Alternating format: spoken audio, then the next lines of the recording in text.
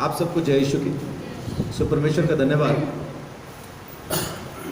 कि हम एक बार फिर से उस जगह पे, उस मौके पे जहाँ पे आके हम खुदा के वचन को सीखते हैं, समझते हैं, परमेश्वर के नाम को महिमा देते हैं। उस खुदा की प्रशंसा के लिए, उसकी तारीफ के लिए प्रभु का धन्यवाद। और आज एक बार फिर से हम सीखेंगे, एक बार फिर से हम देखेंगे कि हमारा फ़र्ज़ क्या बनता है। हमारा फ़र्ज़ क्या है? प्रभु यीशु मसीह में आने के बाद हमारा फ़र्ज़ क्या है? अब देखिए, प्रभु यीशु मसीह ने हमें ख़रीद लिया। ख़रीदा कि नहीं? आप में से ऐसा कौन है जो अभी ख़रीदा नहीं गया, जो ये सोच रहा है अभी परमेश्वर थोड़ा सा बातचीत कर रहा है, डीलर से बात चल रही है, सौदा तय हो जाएगा फिर ख़रीदेगा, ऐसा कोई सोच रहा है क्या? या सबको ये पक्का है कि मैं ख़रीदा जा चुका हूँ यीशु के लहू से? बाइबल कहती है जिस किसी ने विश्वास किया उन सबको प्रभु यीशु मसीह ने परमेश्वर की संतान होने का अधिकार दिया है, हक दिया है। यीशु मसीह ने हमें उस वक्त खरीद लिया जब हम उससे अनजान थे। बाइबल कहती है हम पापी ही थे जब यीशु मसीह हमारे लिए मारा गया। तो अब जब हम खरीदे गए हैं, पहला कुरिन्थियों 6 अध्याय, आप सब लोग कोशिश किया करें कि ना कुछ नोट करें, मतलब क्योंकि यहाँ जो मैं बोलता हूँ वो आप सुन लेते हैं। अच्छा है कि अपना YouTube पे भी है, लेकिन जो कुछ मैं कह रहा हूँ वो हमेशा याद रहेगा वैसा नहीं है। मैक्सिमम जो आप याद रख पाएंगे 72 घंटे। 72 घंटे के बाद ये फेड आउट होता होता होता होता ख़त्म हो जाएगा। तो इसको ख़त्म नहीं होने देना, किसी भी वचन को अपने अंदर ख़त्म नहीं होने दो। याद कैसे रहेगा? जब आप उसको 2, 4, 6 बार खुद देख लेते हैं, समझ लेते हैं, पढ़ लेते हैं और उसके बाद 8-10 लोगों को जाके बता देते हैं, फिर याद हो जाता है। बताना ज़रूरी है, आगे जाके बताना ज़रूरी है ना? तो उससे याद हो जाता है। अभी सूरज जैसा अगर कोई स्कॉलर है तो वो आ सकता है बिना कॉपी के भी, लेकिन जो मेरे जैसे थोड़ा बहुत पढ़े लिखे हैं, कम जानते हैं, पढ़ना लिखना थोड़ा बहुत जानते हैं, तो वो ज़रूर लेके आए कॉपी पेन, है ना, साथ में बाइबल भी। ऐसा हम में से ऐसा माँ बाप कोई नहीं है जो अपने बच्चे को स्कूल में यूं ही भेज देता हो, ना कॉपी, ना पेन, ना बस्ता, ना कुछ, है ना, जाओ स्कूल जाके पढ़ाओ, बच्चा गया जाके पढ़ के आ गया, इंटेलिजेंट। ऐसा होता है क्या? नहीं होता। स्कूल में भेजना होता है तो अपन उसको कॉपी पेन के साथ भेजते हैं।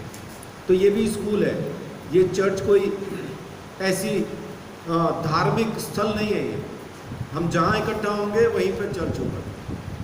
वो प्रभु इस ईंट के बने हुए मकान में नहीं रहता, वो उस मकान में रहना चाहता है जिसको उसने खुद बनाया। सब मकानों में भी नहीं रहता, है ना, दाम चुका के खरीदेगा तभी उसमें आके रहेगा, ज़बरदस्ती घुस के नहीं रहता, मेरा ही है बोल के कब्जा नहीं कर लेता, खरीदता है फिर रहता। वो भी तब रहता है जब हम उसको रहने दें।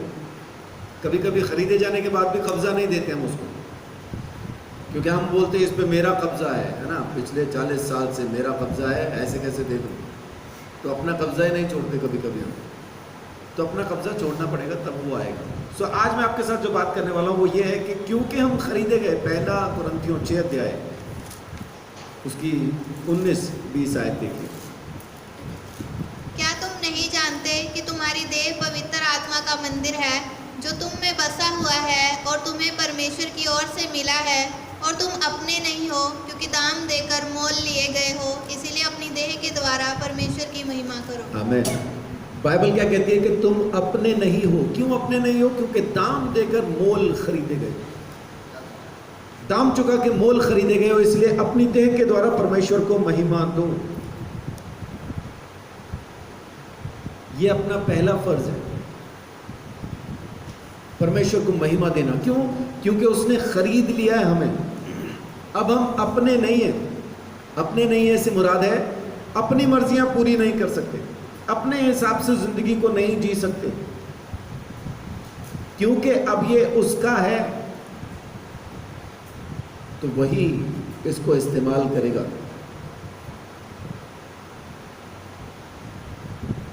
अभी अपन अगर चप्पल खरीदते जाते अच्छा, एक मैं आपको उदाहरण बताता हूँ जो मेरे साथ बीता था, मेरे साथ घटा है। वो हुआ क्या, मैं बांसुरी ख़रीदने के लिए कैंट में गया, म्यूज़िक शॉप पे गया, और उसने बांसुरी दिखाई। मैंने उसको कहा ये दूर से दिखा रहा है, ये देखिए ये बांसुरी, ये लेंगे कि ये वाली लेंगे? मैं ऐसा तो कोई भी नहीं लूँगा जैसा तू दिखा रहा भाई। कह रहा क्यों, आपने लेनी है कि नहीं? हाँ लेनी है, लेकिन सुर में है कि नहीं वो तो मेरे को देखना पड़ेगा ना, क्योंकि बांसुरी का क्या होता है, या तो वो बांसुरी होती है या तो फिर बेसुरी होती है। क्योंकि अपन उसको घर लाके ट्यून नहीं कर सकते, छेद को थोड़ा पेन फंसा के आगे कर दिया पीछे कर दिया, वो नहीं कर सकते। वो तो जहाँ पे है वहीं ही रहेगी, या तो वो बांसुरी है या तो बेसुरी है। तो मैंने उसको बोला मेरे को दिखाओ, मैं बजा के देखूंगा। बोला नहीं, बजा के नहीं देख सकते, अगर बजा के देखोगे तो चाहे सुर में हो चाहे बेसुरी हो लेनी ही पड़ेगी। मैंने बोला ये कौन सा रूल है भाई? बोल रहे नहीं, यहाँ से बांसुरियाँ मंदिर में भी जाती हैं, आप जूती कर दोगे तो हम वहाँ कैसे देंगे? मैं बोला फिर ये रख संभाल के, क्योंकि अगर ऐसे ही बेचनी है ना तो सारी मंदिर में ही बिकनी है, फिर कलाकार तो कोई नहीं लेके जाएगा। फिर ऐसे कैसे नहीं लेके जाएंगे, दुनिया लेके जाती है। मैं कहा वो दुनिया फिर मंदिर में ही लेके जा रही होगी, बजा नहीं रहे होंगे। इतने में अंदर से लड़का निकल आया जो कारीगर है, मेरे को देख के कह रहा हाँ भैया कैसे है? मैं कहा ठीक हूँ। क्या चाहिए था? मैं कुछ नहीं, ये दे ही नहीं रहा जो चाहिए। तो पूछ रहे क्या हुआ? तो वो कह रहा बांसुरी बजा के देखने के लिए कह रहे हैं। तो कह रहा बगैर बजाए कैसे ले लेंगे फिर? बांसुरी मैंने लेनी है, मैं बजा के उसको परख के लूँगा सही है, सुर में है कि नहीं है। वो मुझे बाद में पता चला वो उस मालिक यानी उस दुकान का जो मालिक है उनका बेटा है, यहाँ बैठता नहीं है, उस दिन गलती से बैठा हुआ था इसलिए ज़्यादा धर्मी था। उसने मुझे बांसुरी क्यों नहीं दी? क्योंकि उसकी थी, अभी मैंने खरीदी नहीं थी। लेकिन अगर मैं खरीद लूं और खरीदने के बाद घर आके मैं उसी बांसुरी से अपने बच्चों की पिटाई भी करूं तो क्या वो कहेगा अरे आपने तो हमसे बांसुरी बजाने के लिए ली थी, अब बच्चों को क्यों पीट रहे हैं? इससे रोक पाएगा क्या? वो नहीं रोक सकता। मैं चप्पल खरीदूं उसके बाद वो कहे ये चप्पल जी आपने बाथरूम में नहीं लेके जानी, तो मुझे रोक सकता है क्या? अभी आप लोगों ने जो ये सूट खरीदे हैं और बेचने वाला कहे देखो इस पर कैंची नहीं लगनी चाहिए, ले जाओ सूट ले जाओ, कैंची ना लगाना, तो क्या चलेगा? क्या ये नहीं चलेगा। जिसने खरीद लिया उसकी मर्जी चलेगी। अब सीमा ने छतरी खरीदी 12,000 की। मैंने बोला इतनी महंगी क्यों खरीदी? बोल रही बिल्कुल बहुत बढ़िया छतरी है, कभी खराब नहीं होगी, बस थोड़ी सी परहेज है। मैंने बोला परहेज क्या, जो ये छतरी सारी जिंदगी खराब नहीं होगी, ऐसी क्या परहेज है? कह रही बस धूप और पानी से बचा के रखनी है, सारी जिंदगी खराब नहीं होगी। परहेज बड़ी कमाल की है भाई तुम्हारी छतरी की, धूप और पानी से बचा के रखनी है। परमेश्वर ने हमें खरीद लिया। अब ये खरीदी हुई चीज क्या परमेश्वर को ये कह सकती है ये नहीं करूंगी वो नहीं करूंगी? वो जैसा चाहे इस्तेमाल कर सकता है। लेकिन दिक्कत क्या है कि ये जो चीज है जिंदा है और पहले से बहुत सारी मर्जियां अपनी कर चुकी है। इसलिए जब वो परमेश्वर इस मंदिर को, इस उजड़े हुए घर को खरीद के, मोनूभाई ने एक गीत बनाया था। मोनूभाई को भजन संहिता में से कोई भी भजन पकड़ा दो उसका गीत बना देते, वो उसी वक्त बना देते। ये प्रभु ने उनको गुण दिया है, आशीष दी है। भजन संहिता खोलते हैं, भजन पढ़ते हैं और साथ ही गीत बना देते हैं।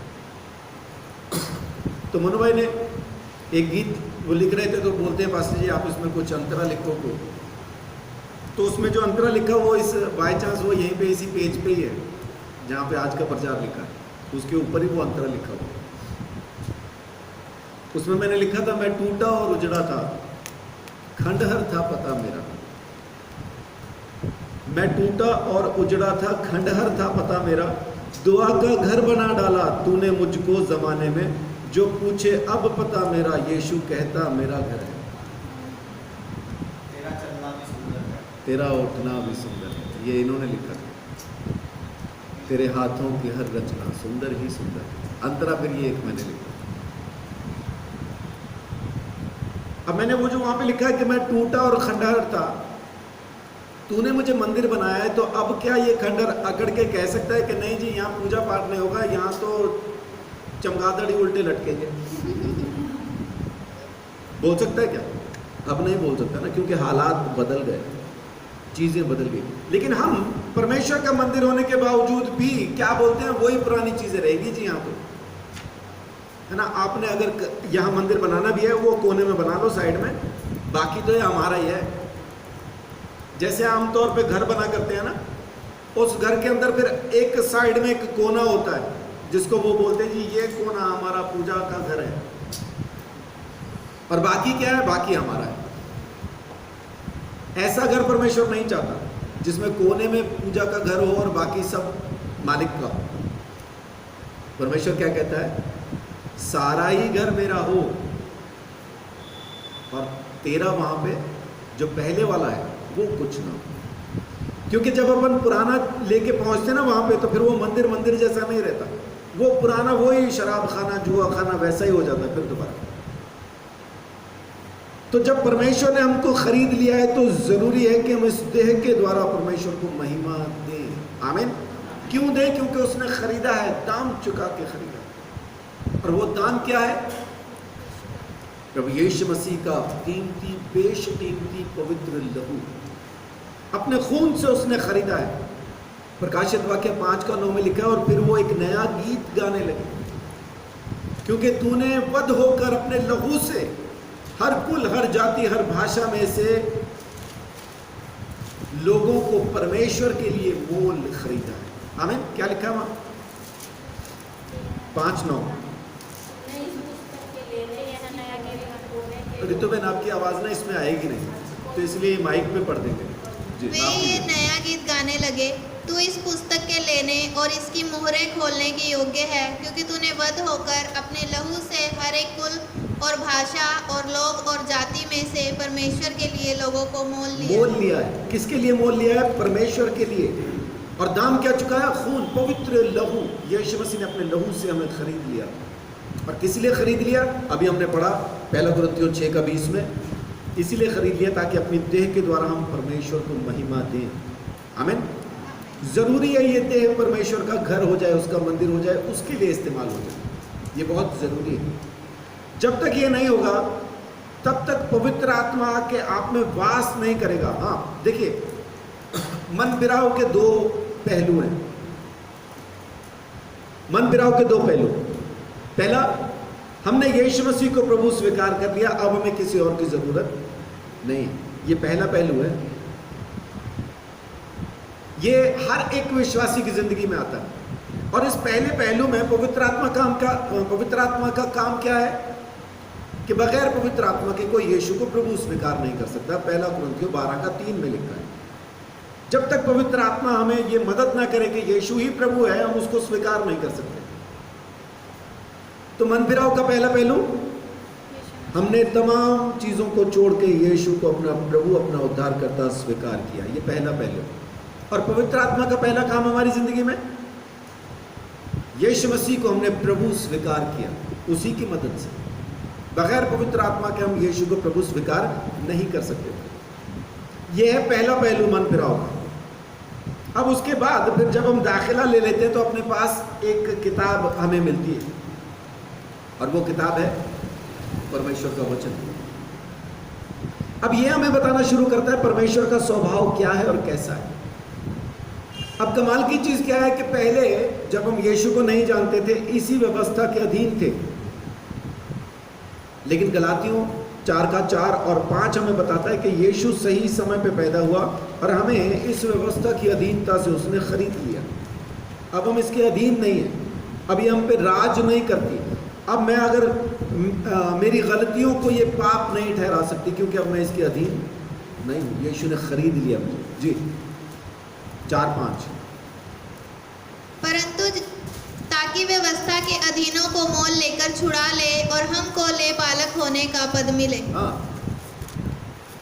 व्यवस्था के अधीनों को छुड़ा ले। अब हम यहां से छूट गए, लेकिन ये किताब हमें मिल गई।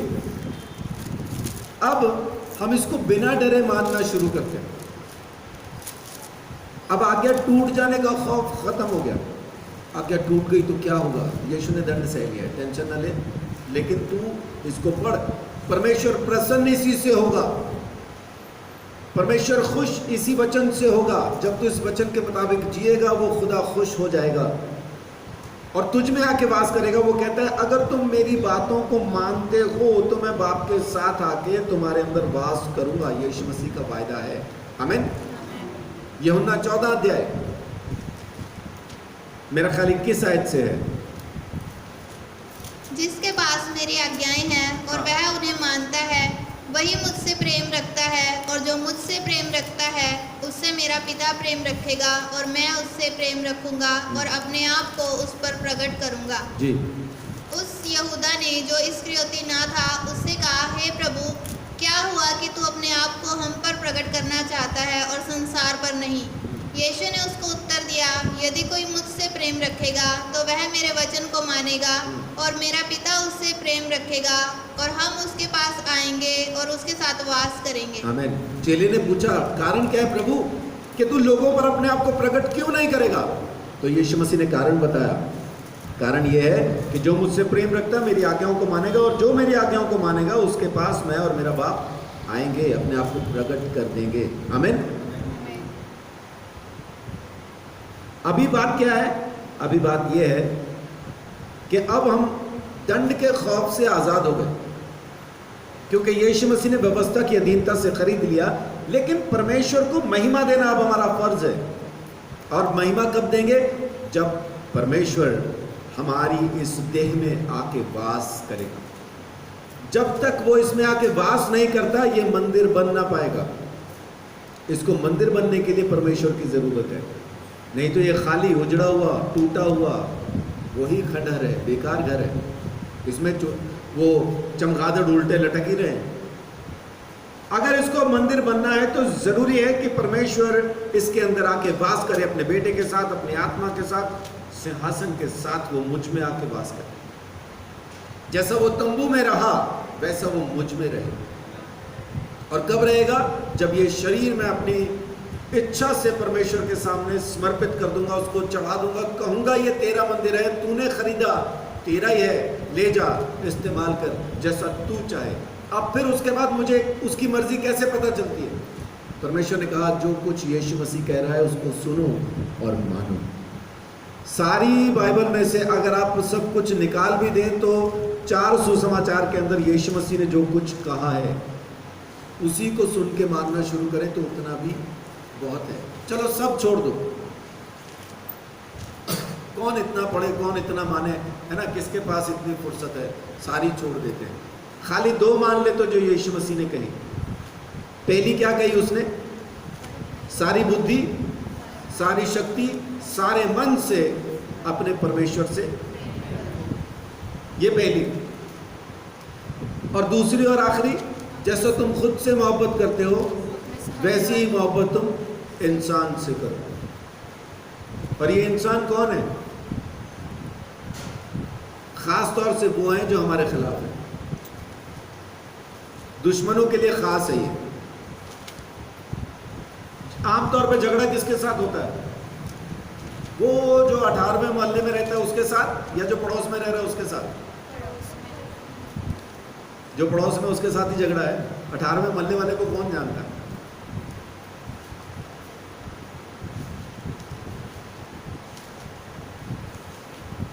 हम लोग एक जगह पे रह रहे थे, वहाँ पे पड़ोस वाले क्या करते थे, अपना झाड़ू कचरा इकट्ठा करके हमारे गेट के आगे कर देते थे। अब फीडबैक तो मुझे भी मिलता था, होता ही था इनको कहो हमारे घर के आगे अपना कचरा क्यों इकट्ठा करते हैं।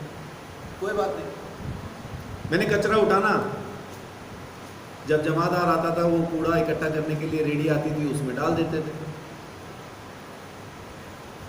अब धीरे धीरे फिर परिवार मेरे को ही लग गया कहने, ये आप क्या करते हो, वो कचरा उनका है, आप क्यों उठाते हो, ये वो फलान ढमका।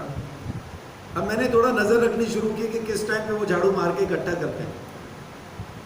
मुझे टाइम का आइडिया हो गया। उधर से वो बहन झाड़ू मार के इकट्ठा कर रही थी और हमारे घर के आगे पहुंच गई थी वो सारा लेके। उसको नहीं मालूम था कि मैं वहीं पे तैयार बैठा हूँ। वो जैसे हमारे घर के पास पहुंची, मैं वो कूड़ा जिसमें काले वाले जो बड़े लिफाफे होते हैं वो लेके पहुंच ही गया। बहन इसी में डाल दो सीधा, बाद में मेरे को उठाना पड़ता है, सीधा इसी में डाल दो आप। अब वो ना तो कुछ कह पाए, नहीं भैया मैं ना इकट्ठा कर रही थी बस, नहीं कोई बात नहीं आप डाल दो, नहीं भैया इसमें नहीं डालेंगे। तो फिर क्या हुआ, अब उसको ज़बरदस्ती सारा झाड़ू वापस मार के अपने घर की तरफ को लेके जाना पड़ा। इस चक्कर में हमारे घर का भी ले गई। वो आखिरी दिन था, उसके बाद कूड़ा हमारी तरफ नहीं आया। मैं दो तरह से कर सकता था, जहाँ कूड़ा को इकट्ठा किया वो कर सकता था, दूसरा बहन इसी में डाल देते हैं ना, बाद में मेरे को उठाना पड़ता। तो ये वाला मेरे को अच्छा लगा, वो दोबारा नहीं आई। लेकिन ये करने के लिए ना मेरे को अपने आप को बहुत रोकना पड़ा, इतना आराम से नहीं हो गया ये, जैसे मैं कह रहा हूँ है ना। वो बहन भी गाली जैसे था, बहन इसमें डाल दो, है ना। कभी कभी हम सामने वाले को आशीष देते हैं ना, गाली जैसी होती, प्रभु तुझे आशीष दे, उसका मतलब कुछ और ही होता है ना, वो अंदर से कुछ और होता है। उस दिन के बाद से वो बहन कई दिन तक तो सामने ही नहीं आई। फिर जब सामने आई तो मैंने अपनी तरफ से उनको नमस्ते कहा, तो उनको लगा कि चलो भूल गया है ना, पर याद तो मुझे अभी भी है।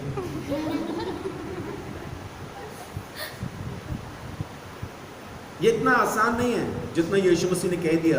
परमेश्वर से सारी बुद्धि, सारी शक्ति, सारे प्राण, सारी आत्मा, जो कुछ तुम्हारे अंदर है, सब कुछ के साथ उससे मोहब्बत करो। ये भी इतना आसान नहीं है। जब हम सारी बुद्धि से उसके साथ प्रेम करने के बारे में सोचते हैं ना, तो अपने को और बहुत कुछ याद आने लगता है, और बहुत कुछ याद आने लगता है कि अगर मैं सारी बुद्धि से उसके साथ प्रेम करूंगा तो मुझे ये छोड़ना पड़ेगा, मुझे ये भी छोड़ना पड़ेगा, उससे मिलना छोड़ना पड़ेगा, उसको फ़ोन करना छोड़ना पड़ेगा, उसको मैसेज करना छोड़ना पड़ेगा, ये छोड़ना पड़ेगा। तो क्या करूं? बाइबल पढ़ना छोड़ देते हैं। ये आसान है, यही आसान है, बाइबल पढ़ना छोड़ दो।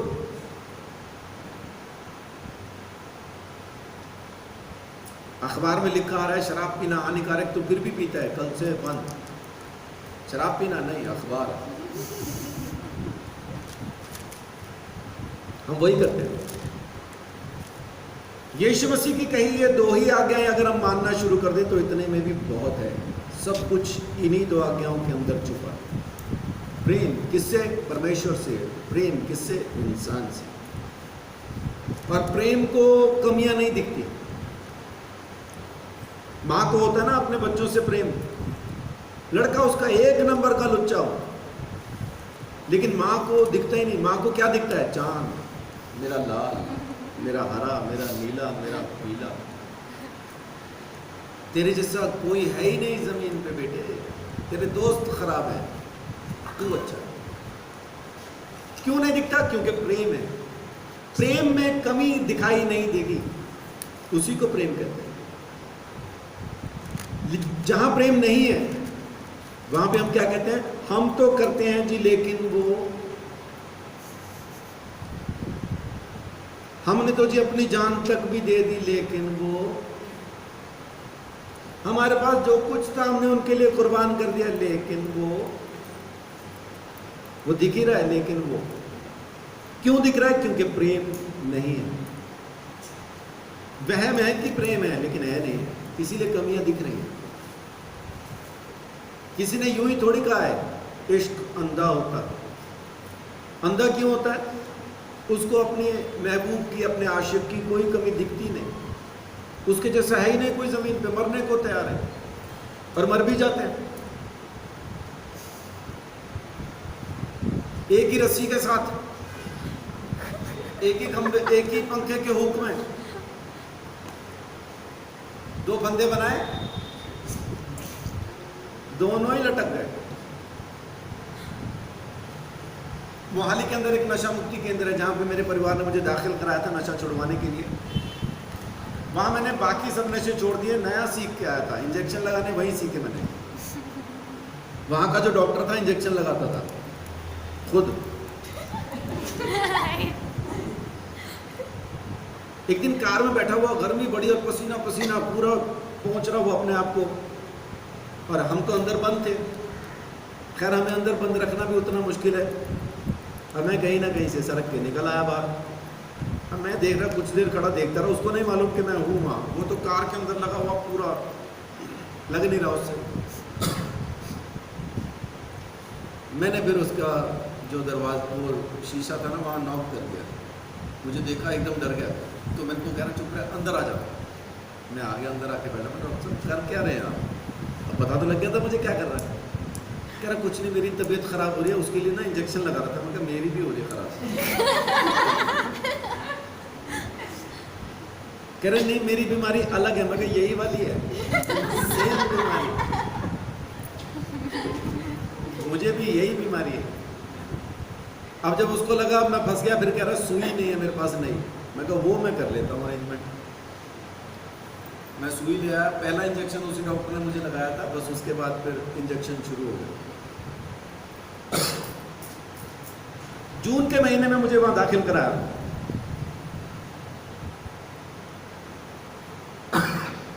उस हॉस्पिटल में जून में मैं दाखिल हुआ। जून में कितनी गर्मी है मालूम है आपको। मैं दाखिल हुआ तो नशेड़ियों ने मेरे लिए स्पेशल बेड, मुझे आ जाओ, जो छोटे थे पाजी इधर आ जाओ, जो बड़े थे बेटा यहाँ आ जा। मैं देख रहा यार, बिल्कुल पंखे के नीचे मुझे नशेड़ियों ने बेड दे दिया। ये कैसे से नशेड़ी हैं? चलो मैं कहा अच्छे लोग होंगे भाई, हम तो है नहीं ऐसा, क्योंकि हम तो पहले गर्मी के टाइम पे खुद देखेंगे ना, मेरा बेड लगे पहले पंखे के नीचे, बाकियों को मिलती हो हवा, मिलती हो ना मिलती हो तो हम क्या करें। अब वो एक ही बेड खाली था, वो पंखे के नीचे मेरे को बड़े अच्छे से दिया उन्होंने, मैं लिया, सो गया। अगले दिन सुबह मुझे पूछ रहे नींद कैसी है। मैं कहा बहुत बढ़िया, क्योंकि नशा करके आया था ना, तो नींद तो आनी थी अच्छी। कुछ नहीं हुआ रात को, मैं क्या होना क्या चाहिए था। 2-4 दिन तक लोग मुझे ऐसा ही देखते रहे, और फिर उनको धीरे धीरे एक पछतावा सा होने लगा कि हमने ये बिस्तर इसको क्यों दे दिया। तो एक दिन आखिर मैंने पूछ लिया, एक बुजुर्ग अंकल साथ में थे, मैं उनको पाजी कहता था, पाजी चक्कर क्या है, बेड का क्या चक्कर है? कहते और पक्के दे होते थे वो ठीक दी रहा है, छत पे क्या दिखाई दे रहा है? मैं कहा कुछ जले हुए के धुएं के निशान है। कह रहे हाँ। मैं कहा फिर? कह रहे एक लड़का लड़की दोनों एक ही इस हुक में रस्सी डाल के दोनों ही लटक गए थे, दोनों यही मरे थे लटक के। अच्छा, तो कह रहे वो रस्सी क्योंकि दोनों लटके हुए थे इसलिए खुल नहीं पा रही थी, तो वो रस्सी को जला के यहाँ से उसको काटा था, तो वो रस्सी जलाने का धुआं है वो जो ऊपर है। ओके, जो इस बिस्तर पे सोता रात को उसको थप्पड़ पड़ते हैं। कह रहे लोग इंतजार कर रहे तुझे कब पड़ेंगे। मैं कहा अच्छा ऐसा, फिर करते रहो। वो 21 दिन तक मैं आराम से सोया वहां, कोई टेंशन नहीं। लोगों की मोहब्बत ये है, पंखे के नीचे बेड देने का कारण ये था रात को थप्पड़ पड़ेंगे, ये है अपनी मोहब्बत। परमेश्वर के साथ जब हम चलना शुरू करते हैं ना, तो फिर लोगों की कमियां दिखना बंद हो जाती हैं, लोगों की परेशानियां दिखना शुरू हो जाती हैं, और फिर आप कोशिश करते हैं किस तरह से इसकी परेशानी ख़त्म की जाए। और आपको शुरू से मालूम होता है कि जैसे जैसे इसकी परेशानी ख़त्म होती जाएगी, आखिर में ये मुझ पर कोई ना कोई इल्ज़ाम लगा के मेरे से अलग होगा, मेरे बारे में कुछ गलत कह के ही मुझसे अलग होगा, धन्यवाद दे के नहीं होगा। लेकिन तो भी आप करते हैं। क्यों कर रहे हैं? उसके लिए नहीं, प्रभु के लिए, क्योंकि उसने खरीदा ही आपको इसके लिए। तो अपना फर्ज है कि परमेश्वर को महिमा दें। देखिए अपने फर्ज क्या क्या है। पहला है कि परमेश्वर को महिमा देना, उसकी तारीफ करना, उसको जैसे कहते हैं ना प्रेज एंड वर्शिप, उसकी स्तुति करना, उसकी तारीफ करना, ये अपना फर्ज है। भजन संहिता 22 का 23 में देखिए, भजन संहिता 22:23।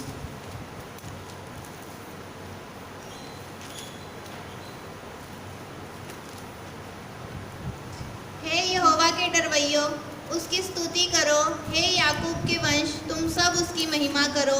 हे इस्राएल के वंश, तुम उसका भय मानो। आमीन। क्या करो? स्तुति करो। हे सब डरवैयों उसकी स्तुति करो। इज़राइल के वंश क्या कर, महिमा कर। याकूब के वंश क्या कर, महिमा कर। इज़राइल के वंश क्या कर, भय मान, डर उस खुदा से। तो ये पहला फर्ज है अपना कि परमेश्वर की स्तुति करें, उसकी महिमा करें, उससे डरें, क्योंकि उसने खरीद लिया, अब हम उसके हैं। जैसा चाहे इस्तेमाल करें, होने दीजिए, अपने आप को इस्तेमाल होने दीजिए। इसके लिए आपको बैठना पड़ेगा, उसके सामने बैठना पड़ेगा, घंटों के हिसाब से प्रार्थना करनी पड़ेगी, वचन पढ़ना पड़ेगा, उठते बैठते सोते जागते आपके अंदर सिर्फ वचन और वचन और वचन ही घूमता रहना चाहिए। तब कहीं जाके आप उसको महिमा दे पाएंगे। और देखिए, अपने कामों से उसको महिमा दीजिए। मत्ती 5:16। कभी कभी ना हम अच्छे काम करके क्या सोचना शुरू करते हैं कि ये जो कर्म मैं कर रहा हूं ना, इन्हीं कर्मों की वजह से मुझे मुक्ति मिलनी है। कर्मों से मुक्ति नहीं मिलेगी, मुक्ति उसने फ्री में दे दी है। अब मुक्ति हम पा चुके, क्योंकि वो हमें खरीद चुका, हम उसके बन चुके हैं, इसलिए अब हम उसको महिमा देते हैं। जो काम हम कर रहे हैं, क्यों कर रहे हैं? ताकि बाप को महिमा मिले, मुझे मुक्ति मिले, इसके लिए नहीं कर रहे। मुझे मुक्ति मिले इसके लिए हम काम नहीं कर रहे। तो काम क्यों कर रहे हैं? ताकि परमेश्वर को महिमा मिले। आमीन। देखिए क्या लिखा है वहाँ 5:16 में, उसी प्रकार तुम्हारा उजियाला मनुष्यों के सामने चमके, कि वे तुम्हारे भले कामों को देखकर तुम्हारे पिता की जो स्वर्ग में है बड़ाई करें। महिमा करें, बड़ाई करें, उसकी तारीफ करें, हमारे अच्छे कामों को देखकर। लोग बोलते हैं अक्सर, हाँ जी ईसाई लोग तो जी मदद करते हैं, बच्चों को पढ़ने के लिए भी, इलाज भी उनके, डॉक्टर भी उनके अच्छे हैं, उनके हॉस्पिटल भी अच्छे हैं, बड़े अच्छे से ख्याल रखते हैं। क्रिश्चियन लोग तो ऐसा करते हैं। ऐसा क्यों कहते हैं? क्योंकि हम परमेश्वर को महिमा देने के लिए ये सब काम कर रहे हैं। इन कामों को हम उद्धार पाने के लिए नहीं कर रहे, इसलिए कर रहे हैं ताकि परमेश्वर को महिमा दे सकें। आमीन। उद्धार तो उसने फ्री में दे दिया। उसने खरीदा कब हमें? जब हम बेकार और उजड़े हुए प्लॉट थे, जब हम खंडहर थे, जब छिपकलियां, चूहे, टिड्डियां, मेंढक, लटकती हुई चमगादड़, सांप, बिच्छू, ये सब हमारे अंदर वास करते थे। उस वक्त खरीदा उसने। खंडहर को खरीद के मंदिर बनाया है, अपने लहू से धो के साफ किया। अब हम उसके हैं, तो अब हमारे काम किस लिए? हमको अच्छे काम क्यों करने? परमेश्वर की आज्ञा क्यों माननी? क्योंकि उसने खरीदा और हमारे कामों से उसको महिमा मिलती है। आमीन। बहुत से लोगों को ये वहम हो जाता है कि हम जो काम कर रहे हैं ना, इन्हीं कामों से हमारा उद्धार होगा या बना रहेगा। उद्धार होने या बने रहने के लिए हमें कर्मों की जरूरत नहीं है, वो परमेश्वर जाने। रोमियो 14 में परमेश्वर का वचन कहता है, तू कौन है जो किसी के दास को कुछ कहे, किसी के सेवक को कुछ कहे? तू कौन है? मुझे आयत ध्यान नहीं है, इसकी तीसरी आयत से पढ़िए तो। खाने वाला। चौथी पढ़िए। तू कौन है? हाँ। तू कौन है जो दूसरे के सेवक पर दोष लगाता है? उसका स्थिर रहना या गिर जाना उसके स्वामी ही से संबंध रखता है, वरन वह स्थिर ही कर दिया जाएगा, क्योंकि प्रभु उसे स्थिर रख सकता है। आमीन। तू कौन है जो सेवक? अपन तो उसके पापों को लेके इल्जाम लगाना शुरू कर देते हैं, नहीं जी ये नहीं जाएगा स्वर्ग, ये देखो अभी भी लुच्चा ही है। परमेश्वर का वचन कह रहा है, तू कौन है जो किसी के दास पे इल्जाम लगा रहा है? ये स्वामी और मालिक की आपस की बातचीत है। मालिक उसको स्थिर कर सकता है, कर दिया जाएगा, क्योंकि प्रभु उसको स्थिर कर सकता है। तो ये काम हम क्यों कर रहे हैं? ताकि मेरे बाप को महिमा मिले, मेरे बाप को इज्जत मिले, इसके लिए कर रहे हैं हम ये काम। अपने लिए नहीं कर रहे, बाप के लिए कर रहे हैं, क्योंकि उसने खरीदा हमें। तो आज जमीन पे हमको उसकी महिमा का एक उदाहरण बन के, एक मंदिर बन के दिखना जरूरी है। मुझ में वो दिखाई दे। दुश्मन या वो लोग जिनकी हमने मदद की है, वो हमारे खिलाफ बोलना भी शुरू कर दें, तब भी हम उनकी मदद करना बंद नहीं कर सकते। क्योंकि अगर हम उनकी मदद करना बंद कर दें तो हम में, इसको यूं कहें, उजड़े हुए मकान में और परमेश्वर के मंदिर में क्या फर्क है? कोई फर्क नहीं। उजड़ा हुआ मकान भी लोगों की बातें सुन के मदद करना बंद कर देता है, और अगर मंदिर ने भी कर दी तो फिर वो भी उजड़ा हुआ मकान ही है, फिर मंदिर कहाँ हुआ? अगर वो मंदिर है तो उसको उजड़े हुए मकान से कुछ हट के दिखना चाहिए। परमेश्वर को महिमा देने के लिए काम करना है। मैं एक परिवार को जानता हूं, उनकी बड़ी बेटी किसी वजह से पागल हो गई, अपना दिमागी संतुलन खो दिया उसने एक दिन। अब उसको दवा खिलानी है, जो उसके पास जाए मारती थी उनको। अब बाप उसको दवाई खिलाने जाता था, वो चप्पलों से मारती थी बाप को। बाप चप्पलें खा रहा है, पिट रहा है, और बेटी की हालत देख के रो भी रहा है, लेकिन दवा खिला के आ रहा है। ऐसा क्यों कर रहा है? वो चप्पलों से पीट के भी दवाई खिला रहा है, क्यों? रिश्ता है, प्रेम है। हम क्यों छोड़ देते हैं किसी को? क्योंकि रिश्ता नहीं है, प्रेम नहीं। हमें आज तक किसी ने चप्पलों से नहीं मारा अगर हमने दवाई खिलाई, है ना? इतना नहीं हुआ हमारे साथ, लेकिन उनके साथ हुआ। वो उदाहरण मुझे बहुत, और सच में हुआ था। आप सब भी जानते हैं उनको, इसलिए मैं नाम नहीं ले रहा हूँ, है ना? नहीं तो वो एक अलग इमेज बन जाती है। अच्छा, इसने मारा था, ऐसा मारा था अपने बाप को, क्योंकि अभी ठीक है वो, है ना? वो पागल नहीं है, अभी ठीक है। तो अब ठीक है तो ठीक है, अब हम उसका नाम भी क्यों लें? तो उदाहरण जरूर मैं इस्तेमाल कर रहा हूँ। काम किस लिए कर रहे हैं हम ये वाले सारे? ताकि मेरे बाप को महिमा मिले, उस परमेश्वर को इज्जत मिले, उस परमेश्वर की महिमा इस देह के द्वारा होने पाए। और यही काम बताएंगे कि मैं उसका मंदिर हूं या आज भी उजड़ा हुआ घर हूं। खरीद तो लिया उसने, लेकिन क्या मैं अपना कब्जा उसको दे पाया? रोमियो 12 का 1 और 2 देखिए, वहां पे क्या लिखा है। इसीलिए हे भाइयों, मैं तुमसे परमेश्वर की दया स्मरण दिलाकर विनती करता हूँ कि अपने शरीरों को जीवित और पवित्र और परमेश्वर को भावता हुआ बलिदान करके चढ़ाओ। आमीन। क्या करो? जिंदा परमेश्वर को भावता हुआ करके अपने शरीर को बलिदान करके चढ़ा दो, यही तुम्हारी आत्मिक सेवा है। और फिर आगे क्या लिखा है? संसार के सदृश नहीं बनो, बल्कि क्या करो? तुम्हारा चाल चलन, तुम्हारा मन, तुम्हारे मन के नए हो जाने से तुम्हारा चाल चलन भी बदलता जाए। हाँ, जिससे तुम परमेश्वर की भली सिद्ध और भावती और सिद्ध इच्छा अनुभव से मालूम करते रहो। ये हमें एक्सपीरियंस से परमेश्वर की इच्छा पता चलेगी। जैसे जैसे हम उसका अनुभव करते जाएंगे, वैसे वैसे उसकी इच्छा को जानते जाएंगे। बहुत से लोग घुटनों पे बैठे कई सालों से, प्रभु तेरी इच्छा बता। वो कह रहा अनुभव से पता कर, मेरे काम करना शुरू कर, मेरी बातों को मानना शुरू कर, तेरे अनुभव से तू मेरी इच्छा को जान जाएगा। हम बोल रहे नहीं, पहले इच्छा बता फिर काम करूंगा। वैसा नहीं होता। अब्राहम विश्वास का पिता क्यों बना? अनुभव से। बिना जाने घर से निकल आया, कहां जाना है। 75 साल का खुद, 65 साल की बीवी, परमेश्वर कह रहा बेटा दूंगा, चल दिया। वो बेटा पैदा करने की उम्र से भी आगे निकल चुकी थी, चल दिया। परमेश्वर देगा, देश देगा, कौन सा पता नहीं, लेकिन जैसे जैसे वो बढ़ता गया उसको पता चलता गया। अनुभव से एक दिन ऐसी जगह पहुंच गया कि अपने बेटे को भी कुर्बान करते समय हाथ नहीं कांपे उसके, क्योंकि मालूम था जिंदा करके परमेश्वर वापस लौटा देगा, क्योंकि अभी तक उससे औलाद पैदा नहीं हुई। और परमेश्वर का वायदा है कि इससे तेरा वंश मैं चलाऊंगा, इसहाक से तेरा वंश होगा। और इसहाक की तो शादी भी नहीं हुई है ना, उसने चिड़िया का बच्चा भी पैदा नहीं किया, तो मर नहीं सकता। वो अनुभव से जान पाया। आप भी अनुभव से ही जान पाएंगे। अपने आप को चढ़ा दीजिए परमेश्वर के लिए, ताकि उसके काम कर पाए। और फिर जो फल हम लेके आते हैं, बहुत से लोग कहते हैं ना जी, आपके फलों से पता चलेगा उद्धार हुआ कि नहीं। उद्धार फलों से संबंध नहीं रखता। फल किस चीज से संबंध रखते हैं? यूहन्ना 15 का 8 पढ़िए। यूहन्ना 15:8।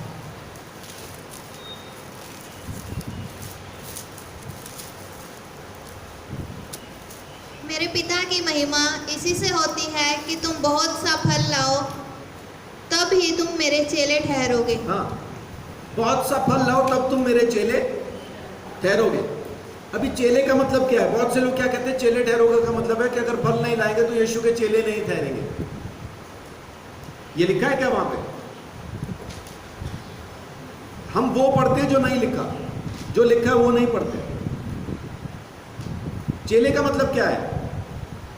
चेले का मतलब है कि अगर कोई तबला बजाने वाला कोई उस्ताद है तो उसका चेला कौन होगा? जो ऑटो रिक्शा ठीक करता होगा।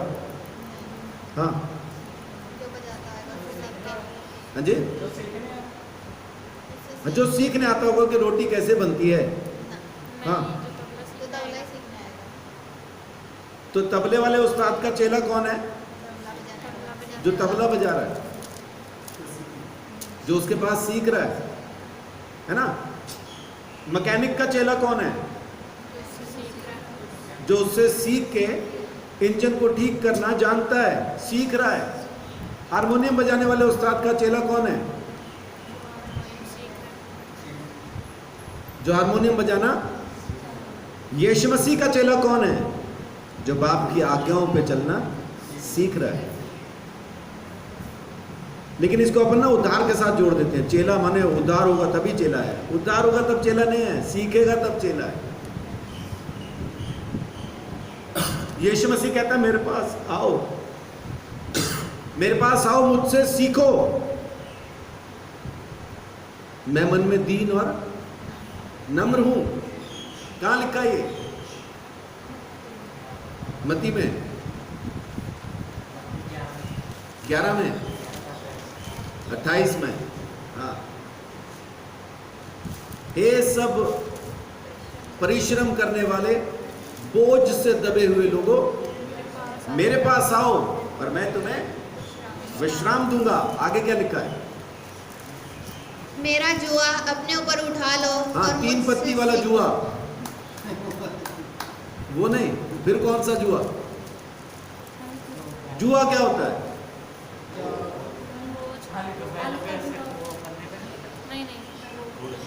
कोई तो बैल के ऊपर से रखा होता है, लकड़ी होती है जो बैल के ऊपर। दोनों बैलों को एक साथ चलाने के लिए जो लकड़ी का बड़े वाला दोनों बैलों के गर्दन पे रखा होता है, जिससे वो हल को लेके चलते हैं या बैलगाड़ी को लेके चलते हैं, वो जो मोटे वाला डंडा होता है उसको जुआ कहते हैं।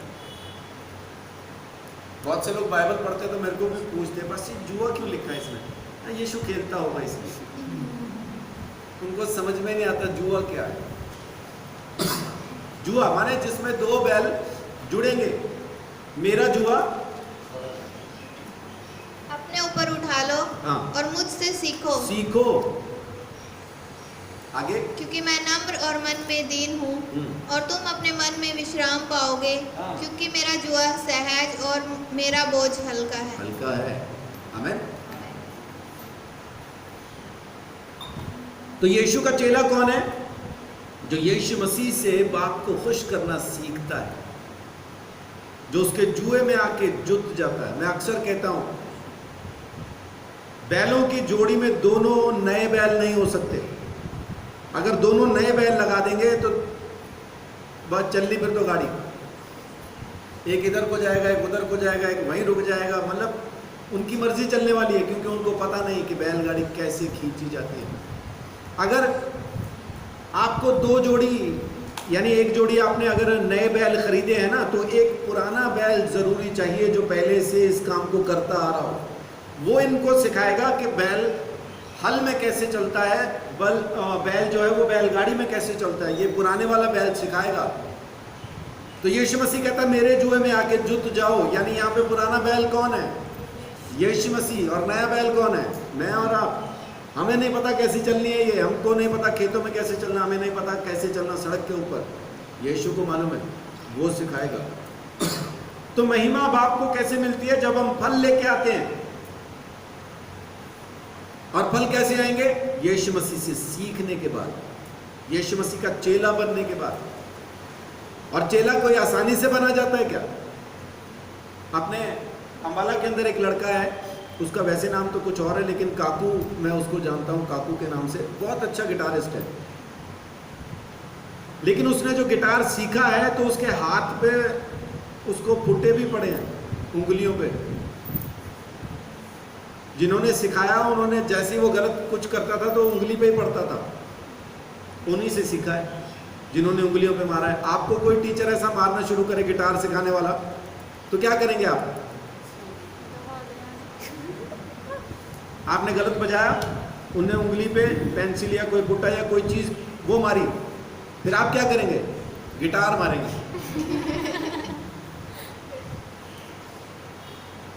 है ना? आधे से ज्यादा चेले उनसे सीख नहीं सकते। ऐसे कौन मारता है? घर जाके बताएंगे पापा वो तो ऐसा मारते हैं, लेकिन 1.5 महीने के अंदर इन्होंने उसको ऐसा बना दिया, आज प्रोफेशनल है भाई। वो कुछ भी बजवा लो सब बजाता है, कुछ भी बजवा लो। काकू जैसा गिटारिस्ट अभी यंग जनरेशन में अम्बाला में दूसरा नहीं है।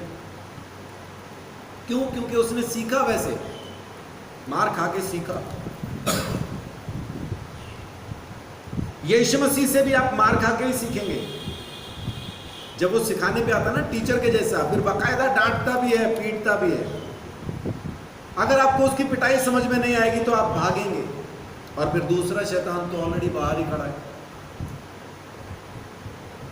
वो तुरंत बाहों में लेके प्यार से समझा के सिखा के सीधा नरक की भट्टी में। तो अच्छा है यीशु से मार खा के सीखे, यीशु के चेले बने, उससे सीखें, और वो फल जो आप लेके आएंगे तो इससे बाप को महिमा मिलती है। आमीन। इससे हमारे उद्धार का कोई लेन देन नहीं। फिर से याद करा दो, उद्धार दे दिया यीशु मसीह ने, उसको किसी का बाप छीन नहीं सकता। अब क्योंकि वो खरीद चुका है, इसलिए हमें उसकी महिमा करना जरूरी है, फर्ज है अपना, फर्ज है अपना। इससे मेरा उद्धार नहीं होगा, उद्धार हो चुका, मैं खरीदा गया।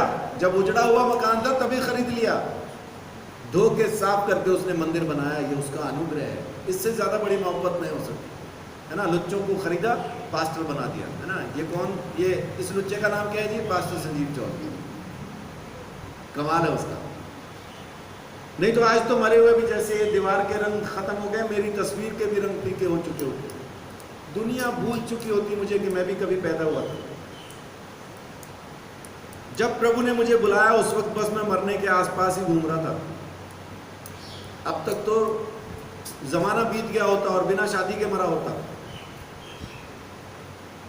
है ना। फिर लगा दिया होता झूठ, इसको दो पानी, कहीं आ ना जाए वापस, है। उस प्रभु का अनुग्रह, उसका धन्यवाद कि उसने ये किया है। सो यीशु मसीह से सीखें, उसके चेले बने। अब जब आत्मिक रीति से हम एक हो जाते हैं ना, फिर मन और जबान एक हो जाती है। तो अपने मन से, अपनी जबान से परमेश्वर को महिमा दीजिए। पढ़िए रोमियो 15:6।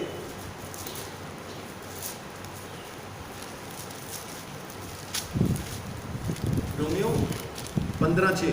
तो वह अपने पिता मुझे का मेरी आवाज़ नहीं आएगी आपकी ना माइक में, इसमें जो ये ऑनलाइन होते हैं ना, फिर वो मुझे मैसेज करते हैं कि सर वचन की आवाज़ नहीं आई जी। ताकि तुम एक मन और एक स्वर में हमारे प्रभु यीशु मसीह के पिता परमेश्वर की स्तुति करो। हाँ, आप क्या पढ़ने वाली थे? ये तो ये वचन नहीं है 15 रोमियो का। रोमियो 15 पढ़िए तो, पढ़िए सुन। तो वह अपने पिता का आदर ना करे। नहीं, ये नहीं, रोमियो नहीं खुला हुआ आपका, कुछ और खुल गया।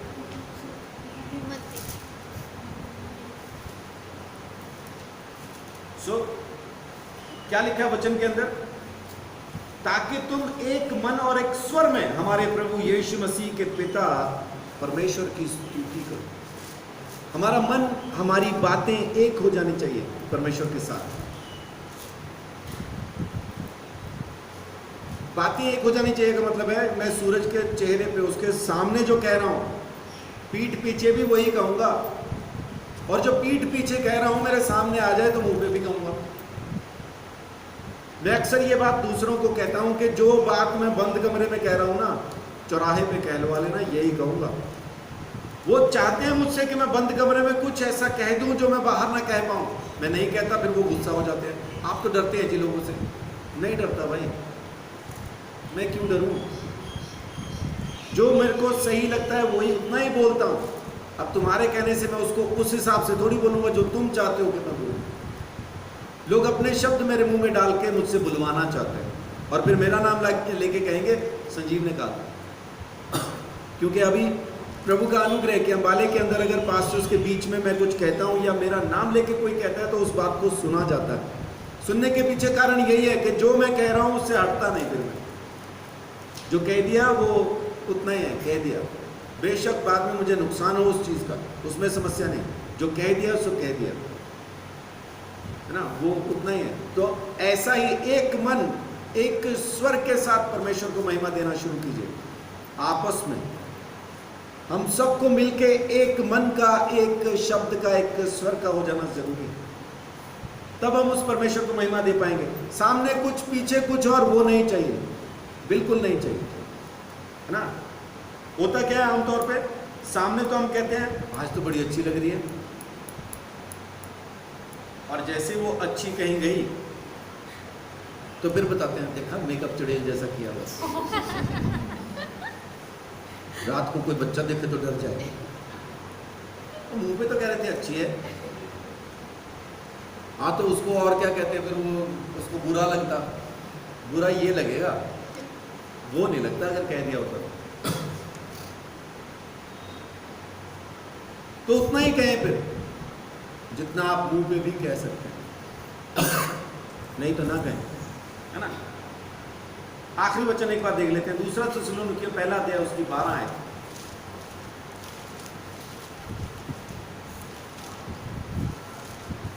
और ये 11-12 पढ़िए, 11-7 में पढ़ दीजिए, 1 का 11-12। इसीलिए हम सदा तुम्हारे लिए प्रार्थना भी करते हैं कि हमारा परमेश्वर तुम्हें इस बुलाहट के योग्य समझे और भलाई की हर एक इच्छा और विश्वास के हर एक काम के सामर्थ्य सहित पूरा करे, आमीन। ताकि हमारे परमेश्वर और प्रभु यीशु मसीह के अनुग्रह के अनुसार हमारे प्रभु यीशु का नाम तुम में महिमा पाए और तुम उसमें। आमीन। दूसरा थिस्सलुनीकियों पहला अध्याय उसकी 11 और 12 है। क्या लिखा? पूरी सामर्थ्य के साथ जब यीशु मसीह और उस पिता की महिमा हमारी जिंदगी में होने पाए। दूसरा थिस्सलुनीकियों पहला अध्याय 11-12। और ये आखिरी वो काम है जो अपने को करना जरूरी है। वो क्या है कि परमेश्वर की महिमा मेरे अंदर पूरी सामर्थ्य के साथ काम करे।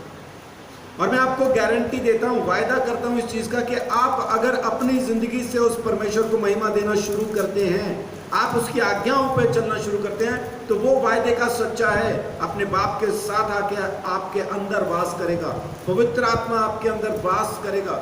उस परमेश्वर का सामर्थ, स्वर्ग की सारी सामर्थ आपके अंदर आके वास करेगी। फिर आप जो चाहो वो करो और उसको कोई रोक ना पाएगा। आमीन। जो चाहो सो करो, क्योंकि आप उसका मंदिर होंगे, जिंदा मंदिर होंगे, और वो आप में वास करता होगा और वो अपनी सामर्थ आपके अंदर प्रकट करेगा। आपको अपनी महिमा के लिए वो खड़ा कर देगा। तारीफ तो उसकी होगी, लेकिन इज्जत आपकी भी बढ़ जाएगी। आमीन। महिमा उसको मिलेगी, लेकिन जरूरतें आपकी भी पूरी हो जाएंगी। लोग सम्मान उसको देंगे, लेकिन नमस्कार आपके भी बढ़ जाएंगे। लोग आपको भी वैसा ही सम्मान देना शुरू करेंगे जैसा परमेश्वर को देते हैं। जैसा उस खुदा को वो महिमा देते हैं, वैसा ही आपकी जिंदगी में भी करना शुरू कर देंगे। इस चीज को यूं समझिए, एक गधा जो आवारा घूमता था, एक गधा आवारा घूमता था। राजा ने एक दिन उसको पसंद कर लिया। अब राजा का गधा है, राजा उस गधे पे बैठ के निकलेगा तो अब क्या होगा? लोग राजा के सामने फूल फेंकेंगे, कपड़े बिछाएंगे, उसके सामने स्वागत करेंगे, डालियों से, झाड़ू से सड़कों को साफ करेंगे। चलेगा कौन उन फूलों पे, उन कपड़ों पे? चलेगा कौन? गधा। लेकिन कारण क्या है? कारण राजा है, गधा कारण नहीं है। हाँ, अभी राजा उतर गया और गधा धोबी घाट पे चला गया, और वहां पे बिछे हुए कपड़े धोबियों ने सुखा रखे, और गधा अपनी आदत के अनुसार अब इन धुले हुए कपड़ों पे चले तो अब क्या होगा? कपड़े की तरह धो देंगे, अब पड़ेंगे डंडे। कभी कभी ये गधा भी इसी तरह से अकड़ में धोबियों के घाट पे जाके धुले हुए कपड़ों पे चलने लगता है। राजा होता नहीं तब, परमेश्वर को महिमा देंगे तो वो राजा उतरेगा नहीं कभी। तो ये गधा कहीं भी जाए सम्मान होगा, लेकिन अगर राजा उतर जाए तो इसी गधे के डंडे भी पड़ेंगे। तो राजा जरूरी है कि गधे के ऊपर सवार रहे और गधे को ये याद रहे कि मैं गधा हूं, राजा की वजह से सम्मान है, मेरी वजह से सम्मान नहीं है, ये याद रहे। बहुत बार भूल जाते हैं हम, गधा ये कर जाता है ना, वही कहना शुरू कर देता है मैं राजा का गधा हूं, तो होगा है तो गधा ही।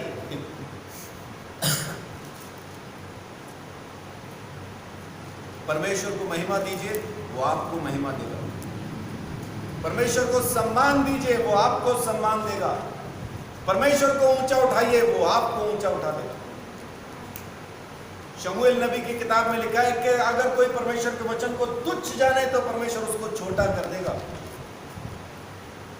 और जो परमेश्वर के वचन को ऊंचा करेगा परमेश्वर उसको ऊंचा करेगा।